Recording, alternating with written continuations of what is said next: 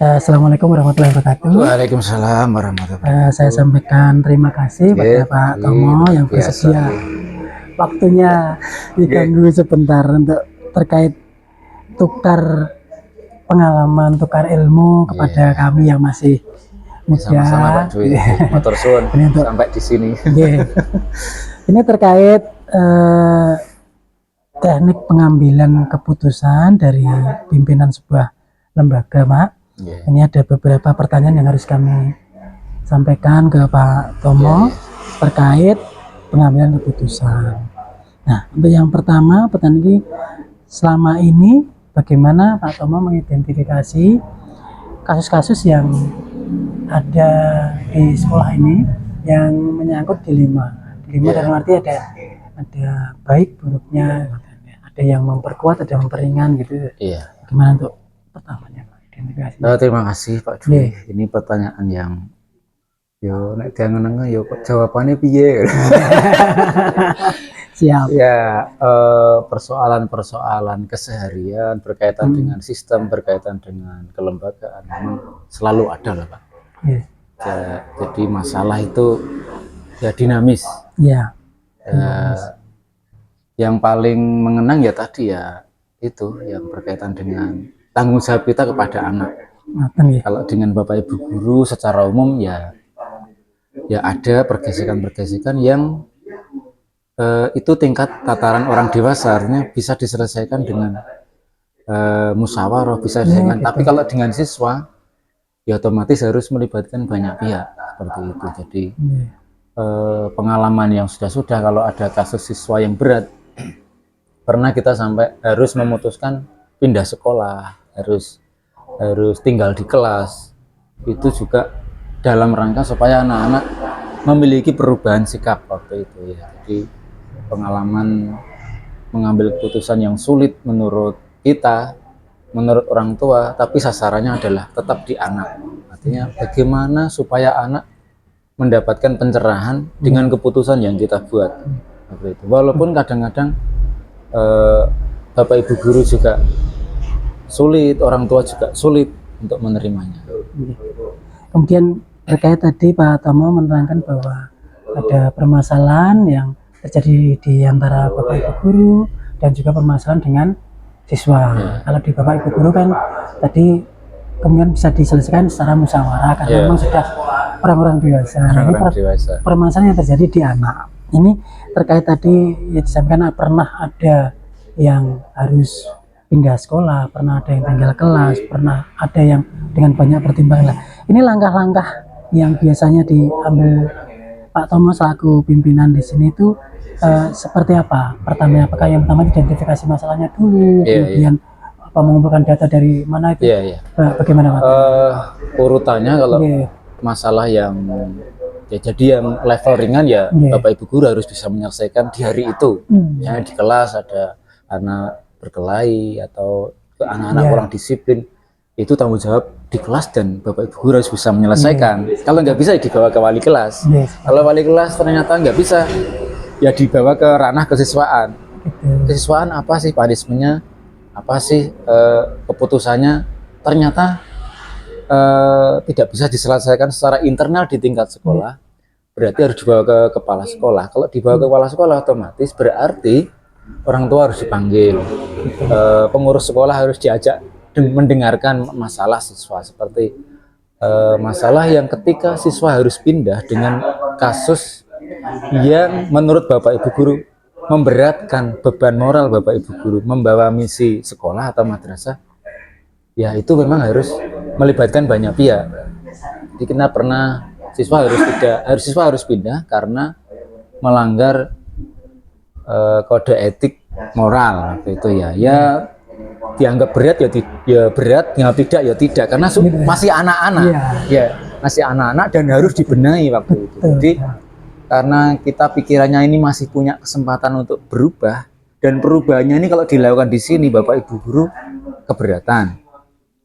Nah, ketika itu sudah diputuskan untuk harus pindah sekolah dan anak kalau mau bertahan di sini juga Bapak Ibu guru keberatan kalau naik kelas, Jadi Dan itu keputusan yang harus diambil waktu itu. Ternyata jarak 1 bulan kakak dari siswa yang di sini berkeberatan dengan keputusan itu karena anak ternyata tidak mau sekolah selain di sini. Jadi kan sulit juga waktu itu. Jadi saya juga bingung. Keputusan yang diambil pertama itu sudah dianggap final, selesai, dan keputusannya memang harus pindah. Akhirnya karena tidak mengambil surat pindah dan mau memindah putrinya ke sekolah lain, otomatis status siswa belum tergeser, masih di sini kan, belum diterima di sekolah lain kan, masih tetap datanya Pak. Akhirnya dengan berbagai pertimbangan, dengan harapan siswa mau berubah, kita membuat perjanjian kesepakatan dengan anak, dengan orang tua yang diwakili kakak dari siswa. Waktu itu akhirnya keputusan itu dilanjutkan, artinya siswa tetap sekolah di sini dengan persyaratan, artinya bersyarat. Dan alhamdulillah di kemudian hari siswanya berubah baik dan bahkan sudah lulus dan bisa melanjutkan ke sekolah selanjutnya. Semoga nanti di sana juga pengalaman di sini menjadikan dia benar-benar berubah, bahwa hal seperti itu tidak dibolehkan atau belum waktunya kan, seperti itu. Jadi tadi keputusannya itu sangat luar biasa kalau menurut saya Pak. Terus kemudian nih Pak, terkait tantangan dalam pengambilan keputusan Pak. Apakah ada yang tantangan mungkin ada tekanan dari atasan atau tekanan dari masyarakat atau mungkin ada tantangan yang lain di internal sekolah, itu tantangan dalam pengambilan keputusan itu apa sih? Ya, makasih Pak Dwi. Kalau di madrasah itu di sekarang ini kalau secara kelembagaan ya persaingan melaksanakan pendidikan itu luar biasa. Kalau dulu gimana ya, madrasah ini adalah bagian dari usaha masyarakat yang pengen turut serta meningkatkan wawasan masyarakat sekeliling. Kan madrasah kan berdirinya dari masyarakat juga, dari tokoh-tokoh yang sepuh di sini yang pengen di sini ada lembaga. Jadi tantangannya ya kalau madrasah itu dukungan finansial. Ya madrasah ini kan enggak membuat sistem yang bonafit lah. Artinya sekolah yang menawarkan paket-paket belajar yang berkualitas dan sebagainya. Meskipun pelaksanaannya sebenarnya dengan alasan finansial yang gampangannya kurang lah Pak Dwi. Artinya tidak mengurangi misi bahwa mendidik anak-anak di sini esensinya sama. Yang penting anak-anak mendapatkan pengetahuan dasar, mendapatkan pengalaman belajar yang sama dengan di tempat lain. Cuma secara pelaksanaan keseharian dan lain sebagainya itu tantangannya di situ. Kita tidak menawarkan sekolah yang bersifat paket dengan biaya-biaya yang sesuai dengan kegiatan yang ditawarkan. Jadi mengalir saja. Jadi kalau memang butuh hal-hal yang berkaitan dengan biaya, mau tidak mau wali murid harus kita ajak bicara. Kalau wali murid oke ya kita lanjut. Kalau tidak, ya kita tidak bisa berbuat banyak. Ya seperti itu. Jadi madrasah itu memang iya Pak. Yo, nek wali muridnya gak gelem ya terus piye? Ya seperti hari ini akan ada ikut karnaval. Otomatis kalau Bapak Ibu guru tidak bicara dengan wali murid, apa yang akan ditampilkan, butuh apa saja, seperti itu. Ya tiba-tiba wali murid disodori selebaran, Bapak Ibu putranya jenengan sekian kan nanti akan timbul permasalahan. Jadi kita ajak musyawarah dulu, kita tunjukkan apa sih yang akan dibawa untuk putranya jenengan milih yang mana, yang seperti apa, sehingga mereka Bapak Ibu wali murid merasa terlibat bahwa agendanya sekolah ini tahu dari awal kan gitu. Jadi kalau kepentingan dengan biaya sekolah dan sebagainya, kalau yang paten misalnya seragam ya otomatis Bapak Ibu wali murid secara umum tidak mempersoalkan, karena di mana sekolah ya masa orang seragam seperti itu. Dan kita punya ciri khas yang berbeda dengan sekolah lain ya wajar lah kan gitu, pengen tampil beda. Jadi berkaitan dengan tantangan dari era sekarang, Pak. Jadi anak-anak itu yang sekolah di sini sekarang ini, mereka yang asalnya tidak kerasan mondok, Pak. Gitu. Otomatis apa ya? Kita juga dilema di sisi lain. Gerabakan ini belum ada pesantrennya, belum ada sekolah yang berafiliasi dengan pesantren. Masyarakat yang pengen menyekolahkan anak sambil mondok terkendala kejauhan dan sebagainya, gerabakan belum ada, otomatis ketika putranya tidak kerasan di pondok dibawa ke sini, harapannya pelajaran-pelajaran yang mestinya dapat diperoleh siswa di pondok sama di sekolah di sana, harapannya di sini juga ada, tapi ya sedikit sekali prosentasenya, Pak. Enggak seperti ketika anak di Benling mondok sambil sekolah. Itu 90% sekarang kelas 7 ini, 90% mereka yang orang tuanya ingin dapat double. Itu kan tantangan, dapat double rasa mereka seharusnya di pondok, tapi nggak kerasan dan kembali ke sini. Tadi saya tawari guyon-guyon dulu saja, artinya ini tantangan berat soalnya kalau bikin pondok di sini, tantangan SDM-nya, sumber daya alamnya kurang sekali, Pak. Kayak air, gitu, kayak iya di sini kan sulit air, Pak. Kalau musim gini mengumpulkan banyak anak, ya kan, kebutuhan MCK-nya terbatas misalnya. Kalau harus keluar biaya untuk beli air saja itu tinggi sekali, Pak. Tinggi sekali. Artinya satu anak 1 bulan untuk mandi cucinya kan nggak cukup 1 toren lah. Gitu ya. Itu kalau dia bersama wali murid, bayare mondoke panjenengan teng mriki sak menten, Pak. Jauh beda dengan daerah yang sumber airnya gratis. Tinggal biaya sanyo. Lah di sini harus beli ya. Jadi itu salah satu tantangan yang masih jadi PR buat kita. Bahwa lembaga ini juga masih menjadi pilihan masyarakat, menjadi alternatif ketika putranya nggak kerasan di pondok, kembalinya ke sini. Nah, artinya berarti di sini harus menampung keinginan wali murid yang putra-putrinya mendapatkan double pelajaran. Tapi kita tunjukkan ada beberapa mapel yang nanti menjadi dasar lah, nggak seluruhnya sekian persennya memang ala pesantren, seperti itu. Jadi, itu tantangan berat juga, Pak. Kita belum mampu mewujudkan harapan di Gerabakan, belum ada pesantren, gitu. Jadi apa ya ngarannya? Kalau daya dukungnya belum cukup, kalau kita paksakan ya kita susah sendiri. Tapi dari Pak Thomas sendiri sebenarnya lembaga ini menginginkan untuk bisa seperti sekolah-sekolah yang ada boarding school atau pesantren begitu ya. Iya, kalau boarding school kan biayanya mahal, Pak. Di Gerabakan belum itu ya. Kalau dimunculkan seperti itu mungkin juga sebuah hal yang harus banyak melibatkan banyak pihak. Nggak bisa sendiri ya. Terus selanjutnya Pak Thomas nih, terkait tadi kan sudah ada faktor tantangannya. Sekarang adakah seseorang atau faktor-faktor yang selama ini mempermudah atau membantu Anda dalam mengambil keputusan, terutama dalam kasus-kasus dilematika, daya dukung dari kepala sekolah itu tidak berjalan sendirian, Pak, dalam mengambil keputusan.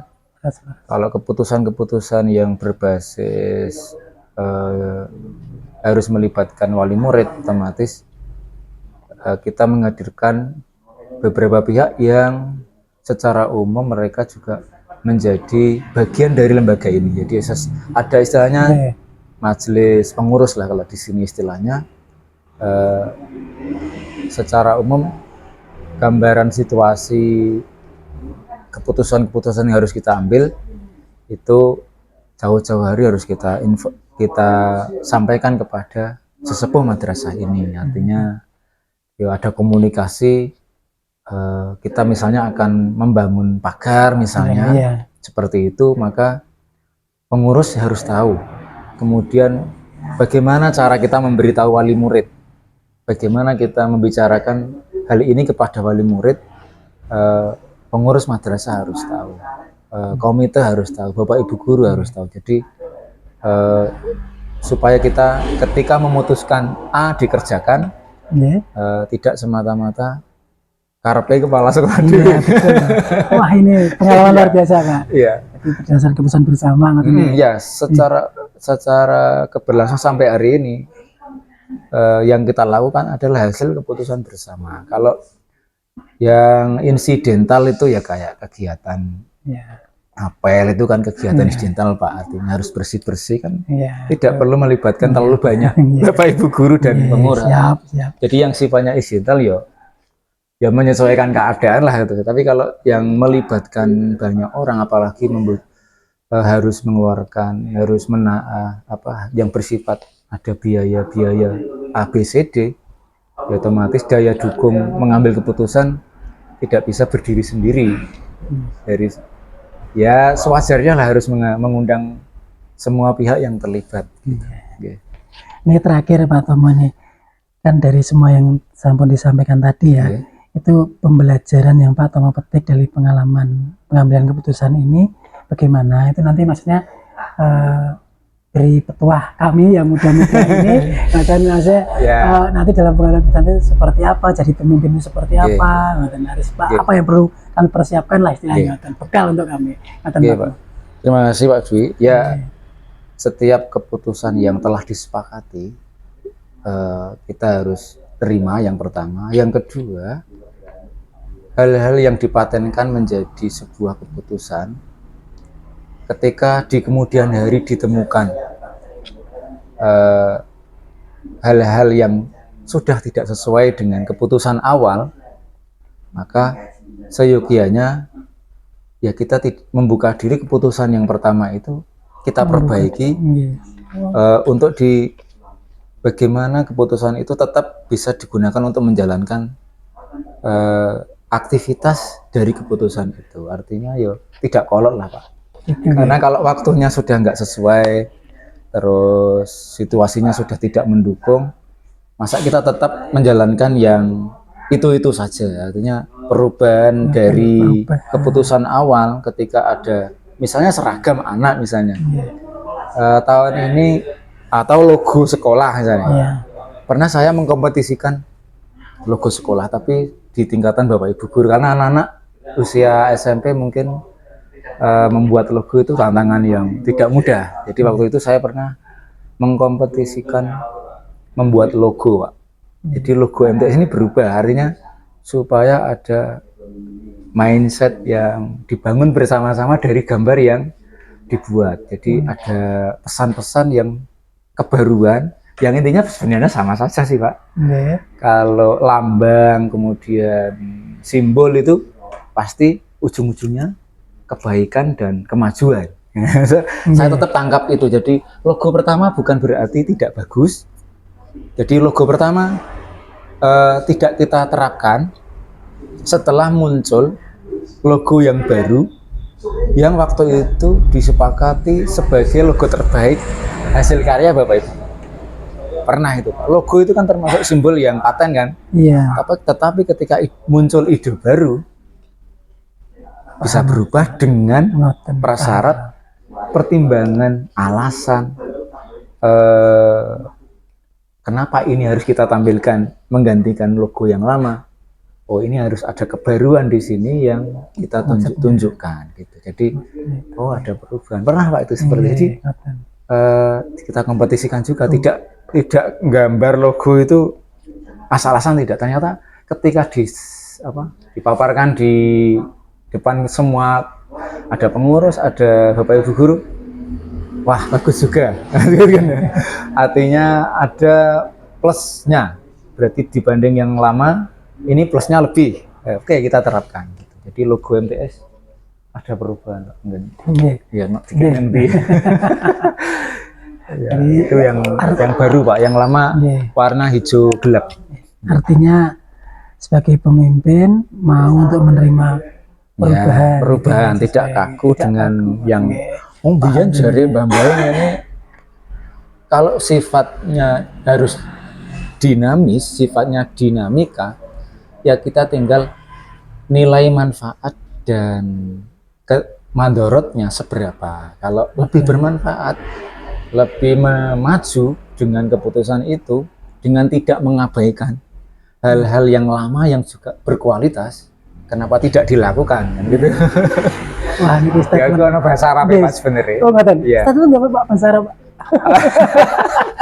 Itu kan makalah yang secara umum banyak dipegang, artinya ya al muhafadzatu ala qadimi sholih wal akhdhu bi jadidil aslah, menjaga peradaban lama yang berkualitas, yang baik, tanpa menolak hal-hal yang baru yang juga lebih berkualitas.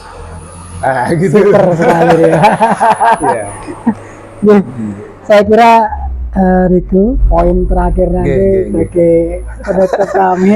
Itu Terima kasih. kutip makalah Pak, Oh, bukan, betul. bukan ngarang sendiri. Saya yang saya sampaikan tadi memang penerjemahan dari apa yang itu di makalah tadi.